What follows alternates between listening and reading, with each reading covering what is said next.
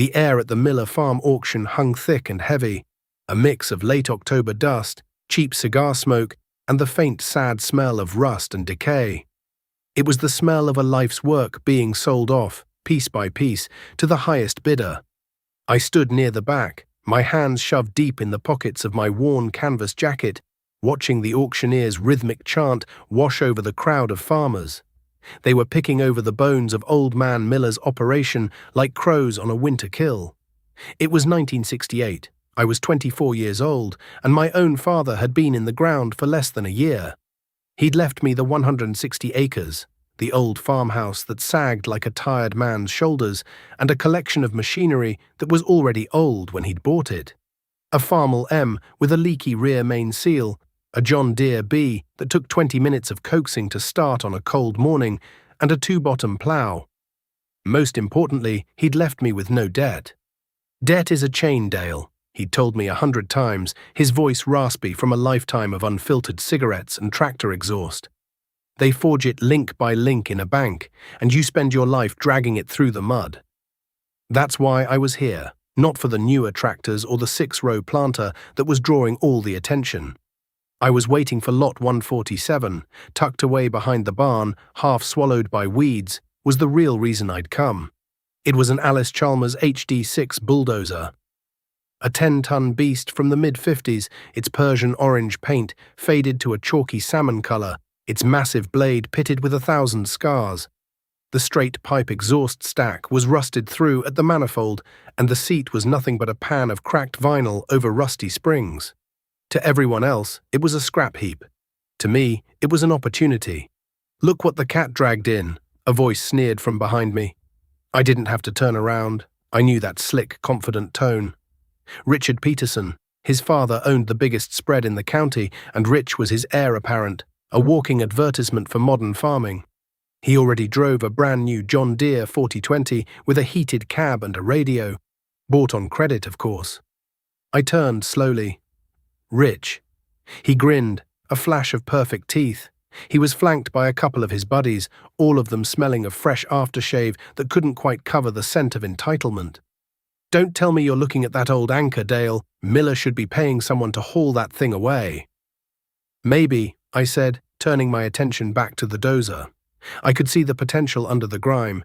The undercarriage, while worn, wasn't shot. The pins and bushings had some life left. The tracks were tight. Old Man Miller was fussy about grease, and that was the lifeblood of a machine like this. "You're wasting your time," Rich went on, his voice loud enough for others to hear. "The future is horsepower, Dale. Big rubber tires, not rusty tracks. I'm waiting on the 7700 combine. Heard Miller's got a decent one. You got to spend money to make money." A few of the older farmers nearby nodded in agreement.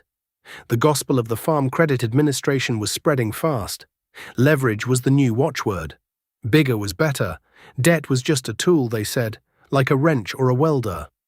My father would have called it a fool's bargain. The auctioneer finally moved toward the back row. When he got to the HD6, he barely gave it a glance. "All right, boys, what am I bid for this old Alice crawler? Good for parts, maybe a boat anchor. Who'll give me $100 to start it? 100? 50? Give me $50 for the scrap iron." Silence. Rich chuckled and shook his head. I raised a hand. 100, I said, my voice clear and steady. The auctioneer's eyes lit up. "I got 100 from the young fella. Who'll give 150? 150. Rich let out a loud theatrical sigh. "All right, I'll play. 200. Just to see if the engine block is cracked." His friends laughed. He was bidding against me just to make a point, to humiliate me. I didn't flinch. 250. 300, he shot back instantly. The crowd was watching us now. It wasn't about the Dozer anymore. It was about the old way versus the new way. The Petersons' credit line versus my father's hard-earned cash. 400, I said. That was most of the money I had in my pocket. Rich paused. He looked at the Dozer, then back at me, a flicker of annoyance in his eyes. He couldn't understand why I'd want it. To him, it was just a symbol of being poor and backward. He opened his mouth to bid again, but his father, a hard-faced man with eyes like 2 chips of granite, put a hand on his shoulder and shook his head slightly. Wasting money on a joke wasn't good business. Going once at 400, twice. Sold for $400 to Dale Martin, the auctioneer cried, slamming his gavel down on his palm. A quiet murmur went through the crowd. Some shook their heads in pity. Rich just smirked and walked away. Have fun with your toy, Dale, he called over his shoulder. Let me know if you need a tow back to your museum.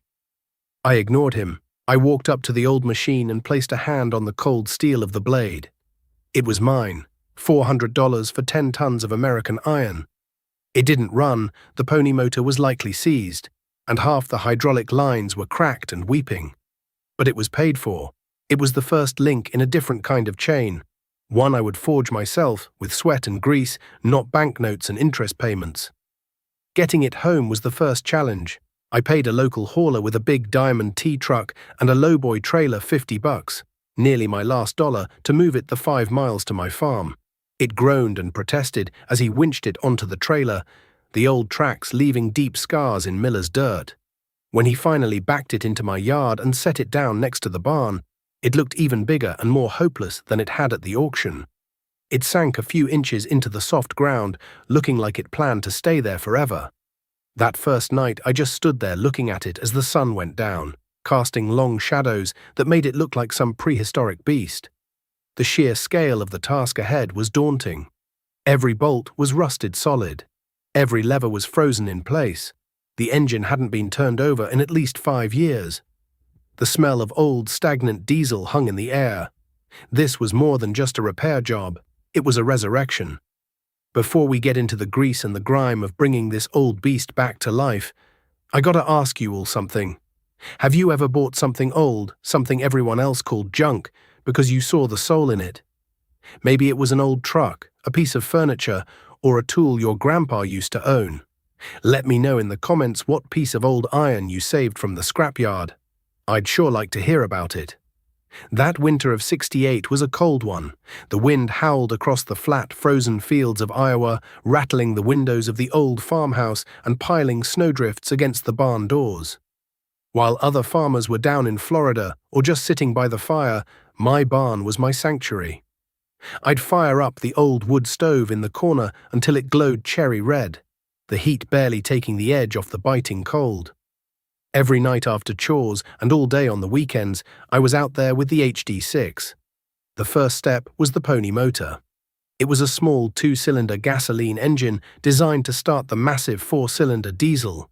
It was completely seized. I spent a week just trying to get the heads off, soaking the bolts in penetrating oil, heating them with a torch until they glowed, then hitting them with a 3-foot breaker bar. One by one, with a sound like a gunshot, they broke loose. Inside, the cylinders were a mess of rust and carbon. I pulled the whole pony motor out with a chain hoist and took it apart on my workbench, piece by meticulous piece. The pistons were frozen solid in the bores. I ended up having to press them out with a hydraulic jack, a slow, nerve-wracking process. I took the block and the crank into town to the machine shop. Old Gus, the machinist, looked at the parts over the top of his spectacles. "What did this come out of, son?" he grunted, wiping his greasy hands on an even greasier rag. "Alice HD6, I told him. He whistled low. "Haven't seen parts for one of those in a decade. You're going to have a hell of a time finding new pistons for this." "Can you bore it out?" He measured the cylinders, squinting. "Yeah, I can take it 20 over. But you got to find the pistons. Good luck." Finding parts was a treasure hunt. There was no internet, no nationwide search. It was phone calls and long drives. I spent days poring over parts catalogs at the Napa store. I called tractor salvage yards in 3 states. Most of them laughed when I told them what I was looking for. Finally, I found a yard down in Missouri that had an old HD5, a slightly smaller model that had been wrecked. He said the pony motor used the same pistons. I drove the 6 hours down there in my '62 Ford F-250, the heater barely working. The yard was a graveyard of rusting farm equipment. The owner, a grizzled man missing 2 fingers on his right hand, led me to the carcass of the HD5. It was half sunk in the mud, but after 2 hours of fighting with rusted bolts in the freezing sleet, I had the pistons. They were used, but they were within spec. They'd work. Back in my barn, the work continued. I honed the cylinders myself, reassembled the pony motor with new gaskets I had to cut by hand from a sheet of cork. While I waited for Gus to finish with the block, I tackled the main diesel engine. I drained gallons of black sludgy oil. I pulled the injectors and had them rebuilt. I cleaned the fuel system, flushing out years of varnish and water. I rewired the entire machine, tracing the old, cracked wires and replacing them with new ones, soldering every connection and wrapping it in friction tape. The community watched my slow, obsessive progress with a mixture of pity and scorn. Cars would slow down as they passed my farm, the drivers pointing toward the barn, where the blue flicker of my welder could often be seen late into the night. Rich Peterson would drive by in his warm 4020, sometimes pulling a brand new chisel plow, covering 100 acres in a day. He'd give a little toot of the horn and a wave that wasn't friendly. It was a wave that said, "Look at me, moving forward, while you're stuck in the past." One afternoon, the county banker, Mr. Harrison, paid me a visit. He pulled up in his shiny Buick, stepping carefully out of the car to avoid the mud. He found me in the barn, covered in grease, torquing down the head bolts on the pony motor. "Dale," he said, his voice smooth and practiced, "just wanted to see how you were getting on." "Getting on, Mr. Harrison." He looked at the disassembled Dozer, his face a mask of polite disapproval. "That's quite a project. Look, son, I knew your father. A good man, a hard worker. But times are changing. We have programs now, low-interest loans to help young farmers like you modernize, get you into a new tractor, something reliable, something that will make you money instead of costing you money." "This machine is paid for," I said, not looking up from my work. "The only thing it's costing me is time." "Time is money, Dale," he said, a little too paternally. "Rich Peterson just financed a new 6-bottom plow. He'll have his spring planting done while you're still trying to get this relic started. I just want you to think about the future." "I am, sir," I said, finally meeting his gaze. "I'm thinking about a future where I own my farm, not the bank." He sighed, a look of disappointment on his face. "The offer stands, son." He left, and I went back to my work, the echo of his words mixing with the metallic ring of my wrench. By early March, the HD6 was almost ready. I had the pony motor reinstalled and plumbed. The main diesel was buttoned up. I'd welded patches on the exhaust stack and fabricated a new seat cushion out of foam and a piece of naugahyde. I'd drained and replaced the hydraulic fluid and fixed a dozen leaky lines. The day of the first start was cold and grey. I filled the pony motor with fresh gas and checked the oil. I opened the compression releases on the big diesel. With a deep breath, I hit the starter on the pony. It coughed, sputtered, and then roared to life, a loud, angry pop, pop, pop that echoed in the barn. I let it warm up for a few minutes, then engaged the pinion gear that connected it to the main engine's flywheel. The whole Dozer shuddered as the little engine strained to turn over the massive diesel. The barn filled with the smell of gasoline exhaust. I let it crank for a full minute, warming the big engine's cylinders. Then I closed the compression releases and pushed the throttle lever for the diesel forward. The pony motor groaned under the load. The big engine coughed once, sending a puff of black smoke out of the patch stack. It coughed again, and then, with a deep, earth-shaking roar, it caught. The ground trembled.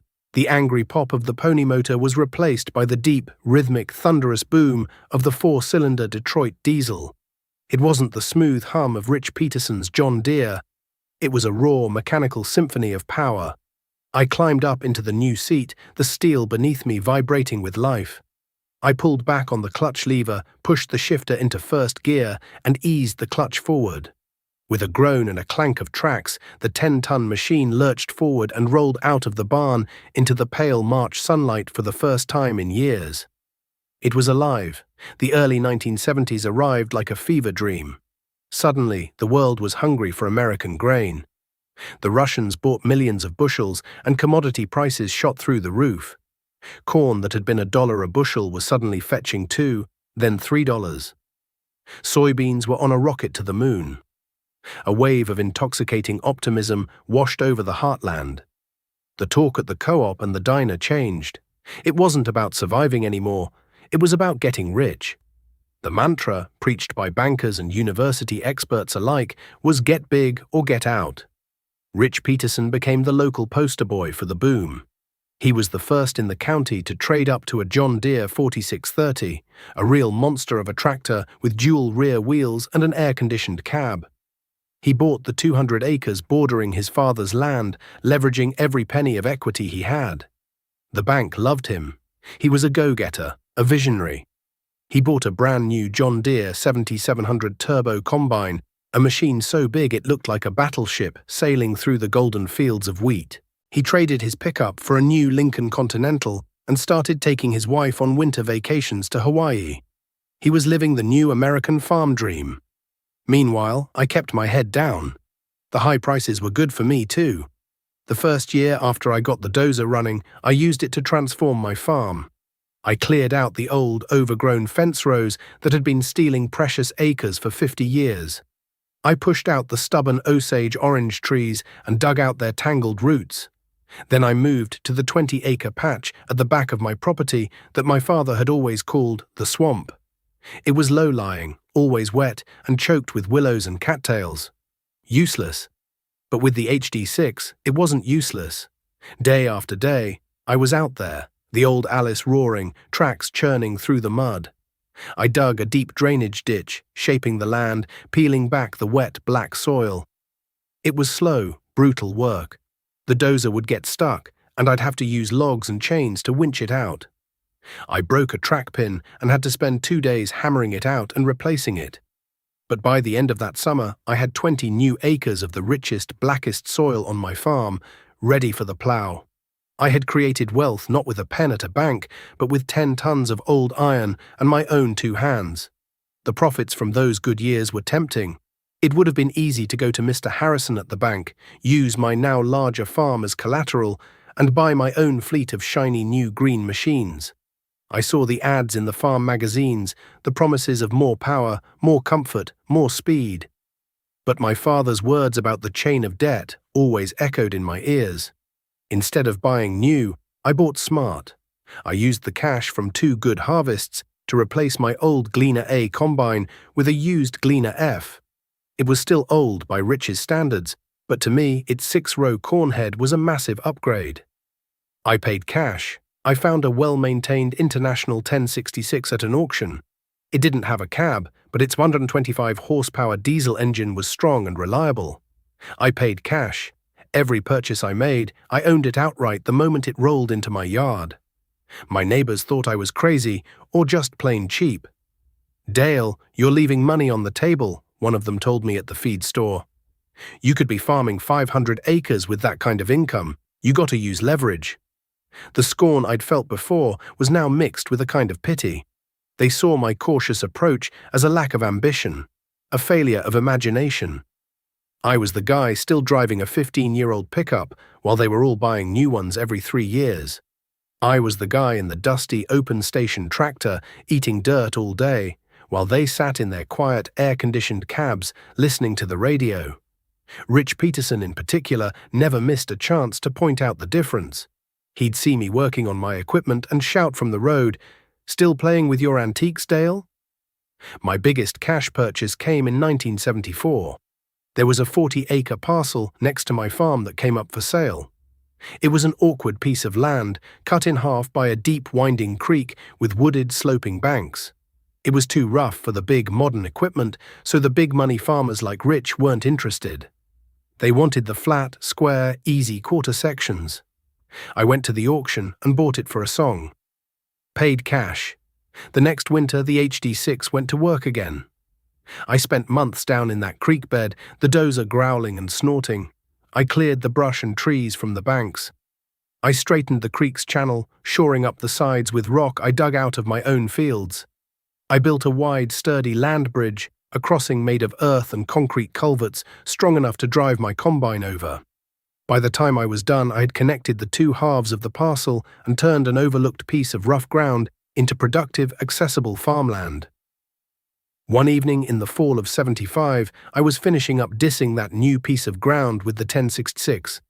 The sun was setting, painting the sky in shades of orange and purple that reminded me of the faded paint on my old Dozer. I shut the tractor down, and the sudden silence was filled with the chirping of crickets. I felt a deep sense of satisfaction. Everything I could see, the 220 acres of dark-tilled soil, the old but reliable machines parked by the barn, the modest house with the light on in the kitchen, was mine. Not mine and the bank's, just mine. Across the road, on the hill, the lights of Rich Peterson's operation burned brightly. The yard lights on his new machine shed, a massive steel building, cast a sterile white glow. I could see the silhouette of his new Steiger four-wheel drive tractor, a machine that cost more than my entire farm was worth, hooked to a 30-foot field cultivator. He was still out there, working late into the night, trying to get his 1,000 acres covered. As I watched, a thought, cold and sharp, cut through my contentment.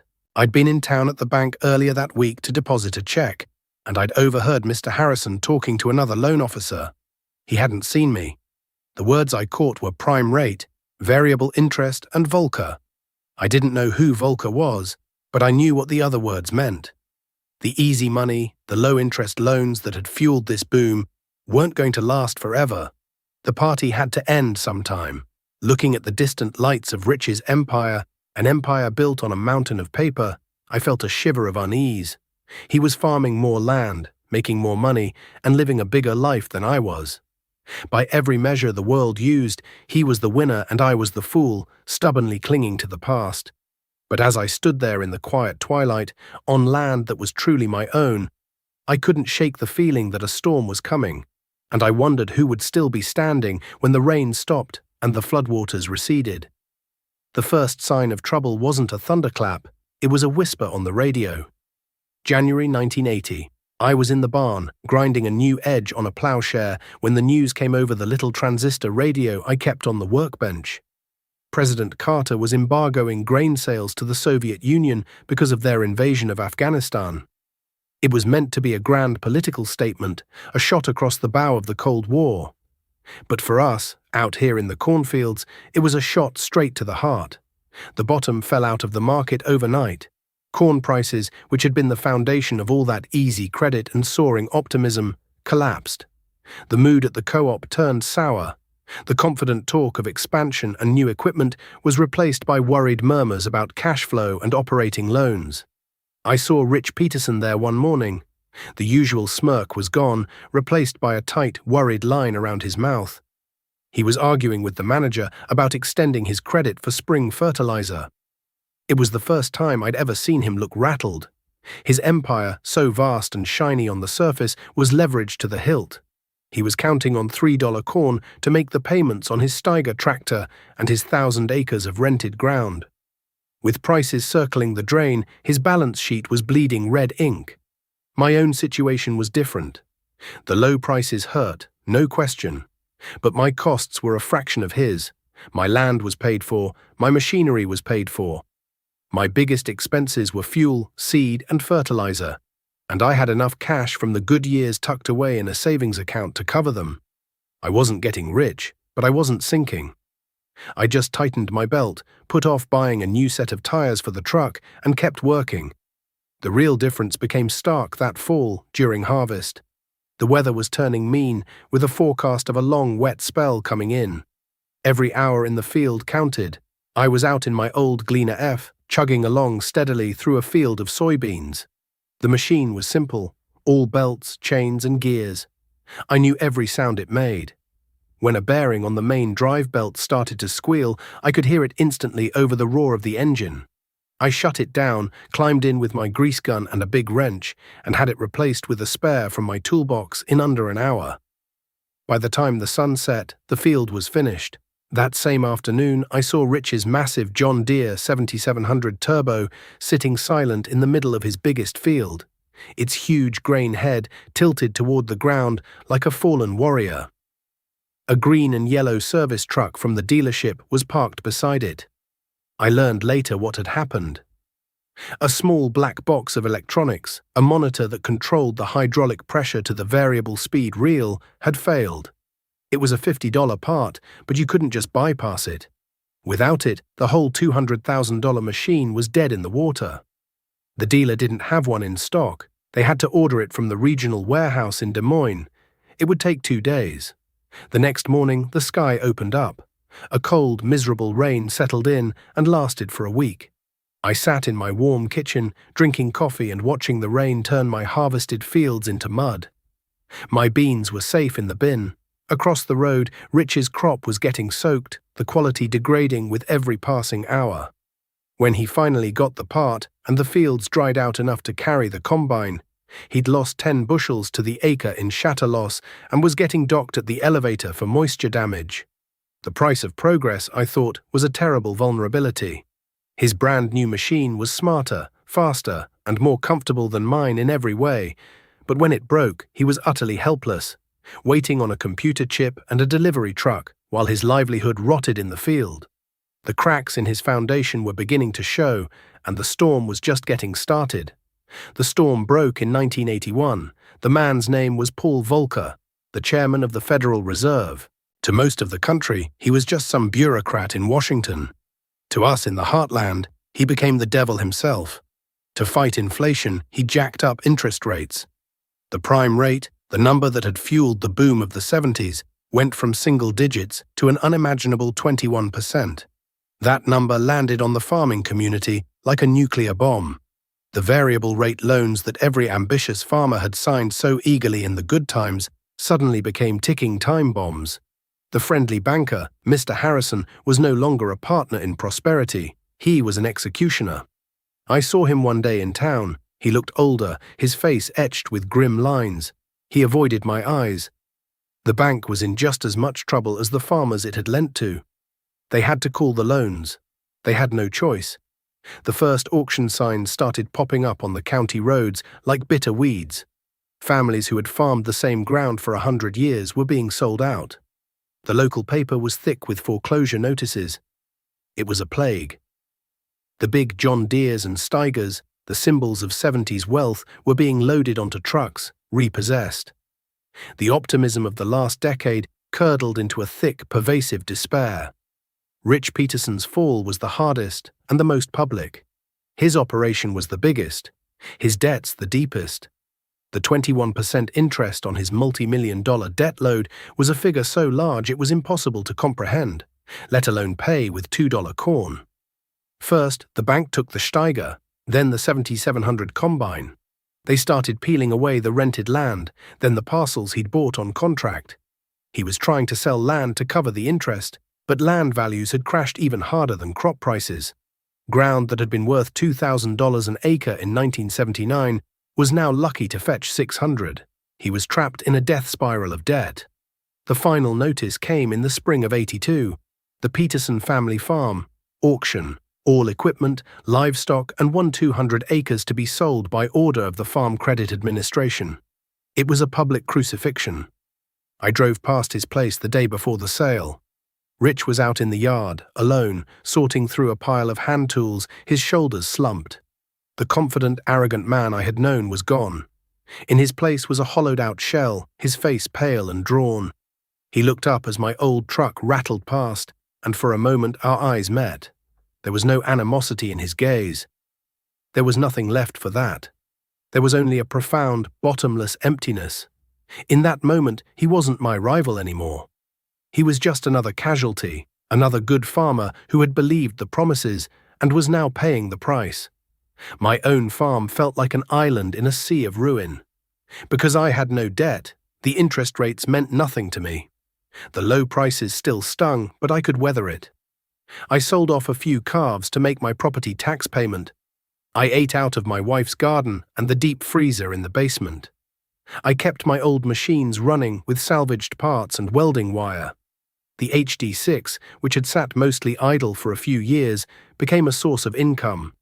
With so many farmers broke, they couldn't afford to hire contractors. I started getting calls. Could I clear a ditch, push out a dead tree line, terrace a hillside to stop erosion? I charged a fair price, and the old Dozer roared back to life, its loud thumping heartbeat a sound of survival in the quiet despair of the countryside. I was making a living, not a killing. But I was surviving, and in the farm crisis of the 1980s, survival was everything. The day of the Peterson auction was cold and grey, mirroring the day of the Miller auction 14 years earlier. But the mood was different. There was no excitement, no competitive buzz, just a somber, funereal silence. The crowd was made up of neighbors watching a man's life be dismantled, and a few grim-faced investors from the city, vulture capitalists in clean boots, there to pick over the carcass. I watched as Rich's gleaming fleet of equipment, the machines he had been so proud of, were sold off for pennies on the dollar. The John Deere 4630, his first big tractor, went for less than what he probably still owed on it. It was a bloodbath. Rich stood near the house with his wife and two young kids, his face a stony mask, but I could see the tremor in his hands. The auctioneer finally moved to the land. They sold it off parcel by parcel. An insurance company from Chicago bought the first 3/4 sections. A corporate farm consortium bought 2 more. They weren't farmers, they were investors buying distressed assets. Each slam of the gavel felt like a nail being driven into the coffin of our community. Then they came to the last parcel. Lot 7, the original 80 acres with the house, the big machine shed, and the barns. The heart of the Peterson homestead where Rich had grown up. The bidding started low. The man from the insurance company, looking bored, made the opening bid. Another investor countered. They went back and forth, their voices detached and clinical. They weren't buying a home, they were buying a number on a spreadsheet. I saw Rich's wife turn away, burying her face in his shoulder. This was it. They were losing their home. Something inside me broke. This wasn't right. My father's voice was in my head again. Debt is a chain, he'd said, but so was pride, and so was bitterness. Holding on to it would make me no better than the system that was crushing my neighbor. I raised my hand. 60,000, I said, my voice cut through the cold air. The auctioneer, surprised, looked at me. The investors turned, their expressions a mixture of annoyance and curiosity. The crowd of local farmers stirred. The insurance man sighed and raised his paddle. 61. 65, I said immediately. That was nearly all the cash I had in the world, the sum of every frugal decision I had ever made. The man conferred with his partner. He looked at the modest house, the yard that would need mowing, the property taxes he'd have to pay. To him, it was a liability attached to the asset of the land. He shook his head. Going once at 65,000, the auctioneer called, twice. He looked around the silent crowd.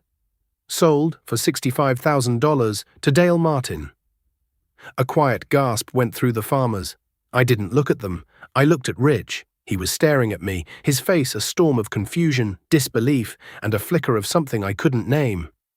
I walked over to the clerk's table, my legs feeling unsteady, and signed the papers that made me the owner of my rival's home. Later that evening, after the crowds were gone and the last of the equipment had been hauled away, I drove my truck up the long lane to the Peterson house. The yard was littered with the trash of the auction.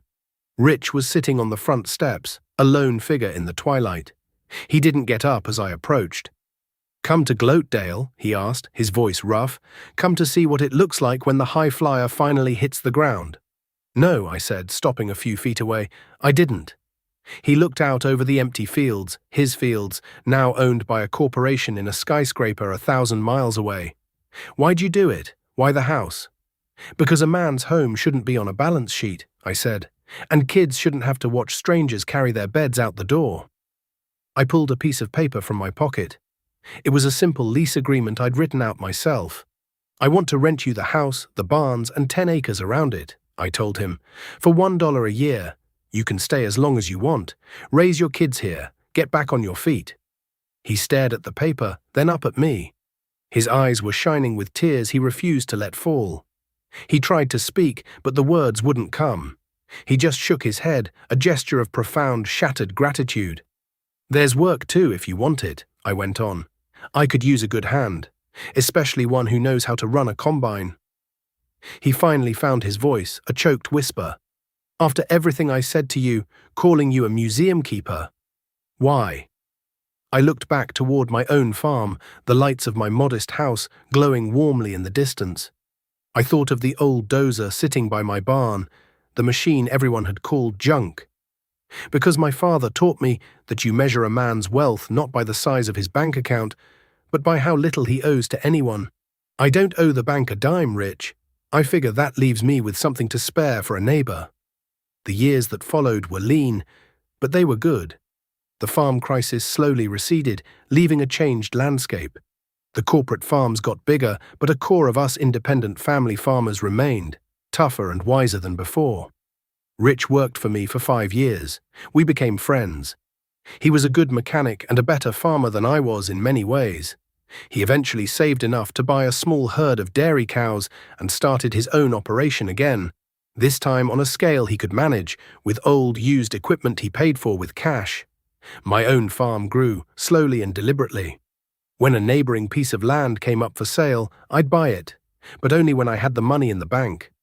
By the time my own son, Michael, was 10 years old in 1988, our farm was 400 acres, all of it free and clear. One crisp autumn afternoon, I was out in the back pasture with the old HD6, clearing a new fence line.